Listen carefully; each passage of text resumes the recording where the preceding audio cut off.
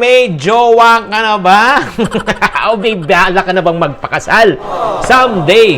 Ang question, paano mo malaman kung dapat mo na bang pakasalan ang isang tao o hindi? Kung gusto mo malaman kung anong dapat ang katangian na taglay ng isang tao bago mo pakasalan, tune in, don't tune out. Videos that will make you wealthy and debt-free. Hi there, this is Ching Gitana, also known as Mr. Ching Positive. Very interesting tong session na ito, pero bago natin pag-usapang kasalan at jowa. At syempre naman, okay, my friendship, please do subscribe on this channel. Ito po yung mga channel ng mga imponaryo at mga payaman. Kung hindi pa kayo nakasubscribe, don't forget to subscribe. Don't forget to click the bell button. Sama natin yung all. Pag may mga bagong videos ay manonotify po kayo agad. Okay. So mga friendship, ito po ang pag-uusapan po natin ay tungkol sa magiging kabiyak mo one day. Kaya nga ang tanong is, ano ba yung mga katangian na kailangan taglay ng isang tao para sabihin natin siya ay jowable? Jowable. Or if not naman, pwede na maging lifelong partner. Ito yung mga characteristic. Number 1, kailangan God-fearing siya. For me, on top of the list, dapat yun.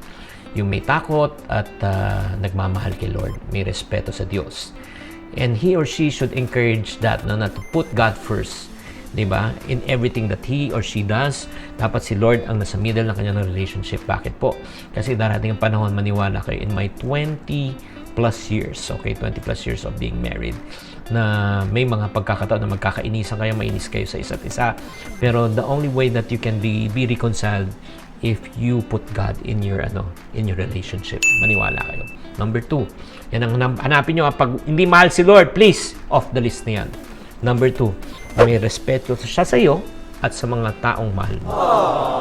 Alam mo, mahalaga yung respect di ba?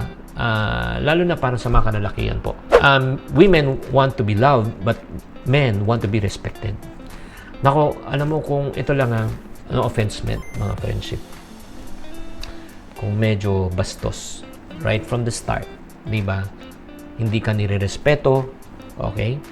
O kahit ikaw nire-respeto, pero pag hindi niya nire-respeto ang magulang niya, ang mga nakakatanda sa kanya. Believe me, my friend. Ngayon lang, okay kayo kasi may kailangan sa iyo. Pero pag kayo na. Nako, lalabas ng tunay na ugali. Pwede kayong mag-back out dahil, hindi pa kayo committed. Alam mo yung pinakamasakit niyan, pag committed na kayo. But there's no way to back out. Alam mo, always remember this, pag hindi nila kayang respetuhin ang ibang tao, hindi ka rin kayang respetuhin. Number 3, anong characteristic ng isang jowable? Ano isang third characteristic ng isang taong pwedeng pakasalan? Wala siyang bisyo. Alam mo, ito ulitin ko, mahirap to commit into a relationship na may mga vices na. Like for example, mahilig uminom, diba? Sugal, droga, ang bababae, minsan na lalaki pa. Diba? Hindi, mahirap talaga kasi alam mo, ito my friends, don't ever think, lalo na yung mga kababaihan dyan, don't ever think na you are the savior, that you can change him. No, you know what? Hindi ikaw si Lord. Oo. But look at the palm of your hands. Tingnan mo, may butas pa. Hindi ikaw si Jesus, hindi ikaw tagapagligtas ng BF mo. Maniwala ka with all of the good intentions that you want to help him or her. Diba? That you want to save her. Pero you know what? It's not your job. Kung hindi yan mabago ni Lord right now, may way ka pa out. Pero pag ikaw, nag-commit ka na, makinig ka, nag-commit ka na, choice mo na yan. Wala tayong sisiyan. It's your choice. Number 4, characteristic, na tinutulungan kang maging mas mabuting tao. Yun. Tinutulungan ka na lumabas ang tunay mong magandang pag-uugali. Tinutulungan ka na mag-improve as a person, sa career, sa passion mo, sa craft mo. Imbis na hilain ka pababa, tinutulak ka pataas. Wow! Grabe, jackpot ka na. Pero as early as right now, kung magjowa pa lang kayo, ninenega ka na, hindi mo kaya yan, hindi mo naman kayang gawin yan, nagyayabang ka lang, pinapatunayan mo na, nako, wag na. It will not get better, but it will just get worse. Number 5 characteristic, may plano para sa inyong future, na kayo ay magkakasama. Yun talagang nagpaplano, nag-uusap na. Diba? Ito yung plano natin, just in case, Di ba? Hindi, ano lang ha, hindi pwede pangarap lang. Mahalagang nakikita mo sa partner mo nagsisikap siya. Gumagawa ng paraan para ma-achieve man kung ano man yung pangarap ninyong dalawa. Number 6, characteristic. Responsable siya at hindi siya tamad. Dapat responsible siya, hindi lang sa kanyang personal life, pati sa inyong dalawa. Sa career niya, sa future niya, di ba? Na tatandaan nyo ha, hindi kayo mabubuhay lang sa lambingan. Kailangan din naman, syempre, may pagsisikap. Di ba? Kailangan din, you got to bring home the bacon. Parang, ito ngayon kasabihan eh, aanhin mo ang pag-ibig na wagas kung wala kayong makain na bigas. Oh, di ba? Number 7 characteristic na isang jowa o isang pwede namang pakasalan. Hindi siya baon sa utang. Woo! Ay, nako. I don't want to, as a business person, I don't want to have a joint venture with a company that's losing money. Imagine mo, yung books niya negative na. Hindi magiging masaya ang buhay mo, lalo na pagdating po sa mga problema ng mga pera. Nako, kaya mahalaga po, bago kayo magpakasal, alamin mo muna yung bank account niyan. Alamin mo kung may utang niyan. Bakit? Pag kayo kinasal, utang niya, utang mo rin. Number 8 po, characteristic, you share the same values. Wow. Hindi naman kailangan na magkapareho kayo sa lahat ng bagay, lahat ng mga gusto niya, gusto mo rin, lahat ng kinakain niya, kinakain mo rin. Hindi yun.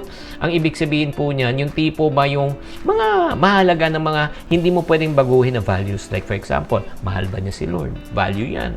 Diba? Value ba niya yung priority ba niya? Pamilya niya? Values yan. Yung honesty, integrity, values yan. Diba? Nagigets nyo? O simpleng mamumuhay, values yan.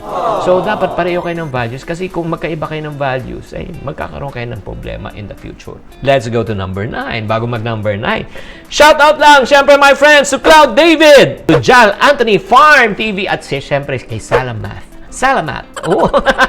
Salamat from Saudi Arabia. Salamat. Thank you very much. And then, let's go to number 9. Characteristic, dapat faithful siya. Ay, nako, maniwala po kayo. Para sa akin, kahit na walang masyadong pera, kahit walang masyadong looks, pero ang importante, ika nga, faithful. It's honesty. It's integrity. Diba? Ang hirap niyan eh. Diba? Kung hindi faithful, mahal ka niya. Pero, ika nga lumilingon naman sa iba. Diba? Ang hirap nun. Lalo na pag lumalabas kayo, makikita mo pag, diba? Umiikot yung ulo.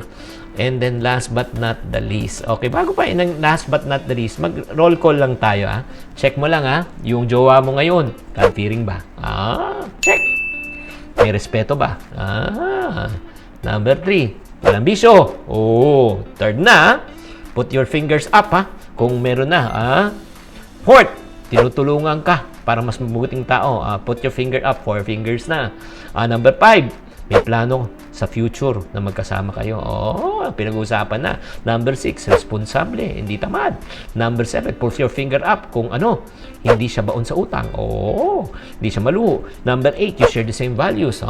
Number 9, faithful. Ano kaya score mo ngayon? Scorean nyo, And last but not the least, pero itong pinaka-importante para sa akin. Dapat financial compatible din kayo. By the time na magkaroon kayo ng relasyon, mahalaga na kilalanin mo yung money personality ng partner mo. Ika nga siya ba isang saver? Siya ba isang spender? Siya ba isang entrepreneur? Siya ba isang investor? Di ba? Alamin mo kung ano yung money personality niya. Di ba? Para magtugma kayo. Kasi mahirap magsama rin yung isang saver, isang spender. Away lang yan. Di ba? Mas maganda na yung talagang tugma kayo. May compatibility kayo pagdating sa mga financial plans nyo. At nag-uusap kayo tungkol sa pera. Diba? Kasi, alam mo, darating panahon, ang punot dulo ng pag-aaway na kadalasan sa buhay mag-asawa ay pera. Wala ka naman ako sinasabi na perfect relationship. Pero lahat naman ay pwedeng pag-usapan. Lahat naman ay pwedeng pag-aralan. Kaya nga, tanong ko sa inyo right now, diba? Ikaw, seryoso ka na ba sa jowa mo? Ito naman talagang pinaplano mo, napakakasalan mo for life at makasama for life. At syempre naman kailangan isa talagang ipag-prepare nyo rin, ipagplano nyo is finances. At kung ang tanong ko sa inyo, gusto nyo bang ma-prepare na mas maaga at mas maganda ang iyong finances, mapalago ang inyong savings, at maging ipunaryo kayo bilang mag-asawa, okay, or magjowa? Kung ang sagot nyo, yes, I have a good news for you. I have created a money management system na bagay para sa mga magjowa, at the same time, malapit na kasal o kinasal na. Itong money management system will teach you how to save, how to budget, how to get out of debt, and how to invest. Ano bang nilalaman ng money management system o tinatawag naming money kit? Kung gusto mo malaman kung anong laman at makakatulong sa inyo, panoorin mo ito. Ang nagbabalik na Money Kit. Ano tong Money Kit? Is a do-it-yourself Money Kits that's na number one to sa Pilipinas. It will teach you how to save, budget, invest, and get out of debt. Number one, meron po ako ditong DVD. Ito pong DVD na ito. Ito money management system po. Ang kagandahan po dito, yung one whole day session ko that I teach for one whole day, naka-DVD na, you can watch this. Meron na siyang guide po dito in order for you to step by step na para ako po nagko-coach po sa iyo. Expenditure envelope, yung mga panggastos mo, kailangan ilista mo bago ka ngayon at the end of the month para matrack mo saan ang pera mo pupunta. Savings envelope, think positive buying envelope, bago ka bumili, kailangan ipunin mo muna. Investment envelope, budgeting envelope, parang yung panggastos po natin on a buwan-buwan na nandito na. Meron pa ditong debt repayment plan, pambayad po ng utang para mag-guide po kayo on how you can pay out your debt. Accordion folder, ito po yung tinatawag na money management system. Tubig, kuryente, upa, naka-label na po yan. Ito po yung tinatawag na accordion envelope. At marami pang iba po dito ng mga tools. So, ito pong money kit na ito. Itong money kit na itong hawak ko. If you come to my live session po, more or less, you have to invest at least 3,500 pesos per session. Wala pang tools yan. Ang kagandahan po nito, you don't have to come to my live sessions anymore in order for you to learn. All you need to do is just order this money kit. It's just like that you have come to my live session. Plus, kasama pa lahat ng tools. Ang next question, magkano po investment ito? It's only 3,499 pesos. Oh. But wait! Hindi pa tayo tapos. There's more. Alam nyo ba that I have written already 14 books? Ang pinakaunang book na nasulat ko, Until Death Do Us Part. Okay. Mindset of the Rich and Mindset of the Poor. How I Made My First Million in Direct Selling. Secrets of the Rich and Successful. Happy Wife, Happy Life. Raising Up Money-Wise Kids para sa kids nyo po.